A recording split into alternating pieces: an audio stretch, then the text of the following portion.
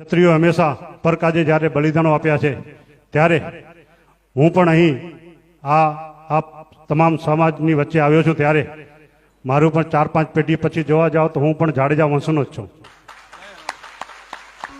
ખ્વાજા ગરીબ નવાજ જે તે વખતે હિન્દુસ્તાનમાં આવ્યા હશે અને અમારી પાસે તો મરહુમ આપણા સાવતસિંહ બાપુ ઇતિહાસ પરિષદના છે, એમની સાથે ઘણી વાર્તા થતી કે જામ રાવ સાહેબના એક ભાઈ હતા, રાહુજી હતા, એમાંથી અમારી ઓલાદથી રાયમાં થયા અમે.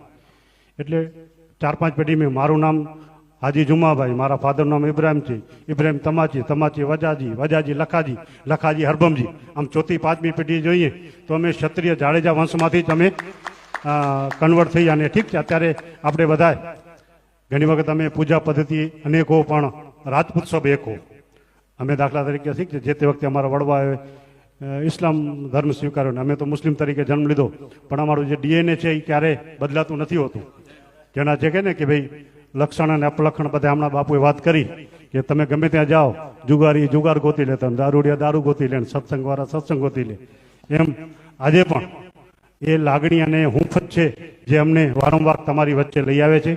હું મારા તમામ ક્ષત્રિય ભાઈઓને પણ હંમેશા કહું છું કે જ્યારે જ્યારે ક્ષત્રિય સમાજ અને મુસ્લિમ સમાજ એકબીજાના પ્રેરક રહ્યા છે, આવી ખાલી રાયમાં જ્ઞાતિ નહીં પણ કચ્છની અનેક જ્ઞાતિઓ છે જે ક્ષત્રિય સમાજમાંથી કન્વર્ટ થઈ અને મુસ્લિમ બની છે ત્યાં કને.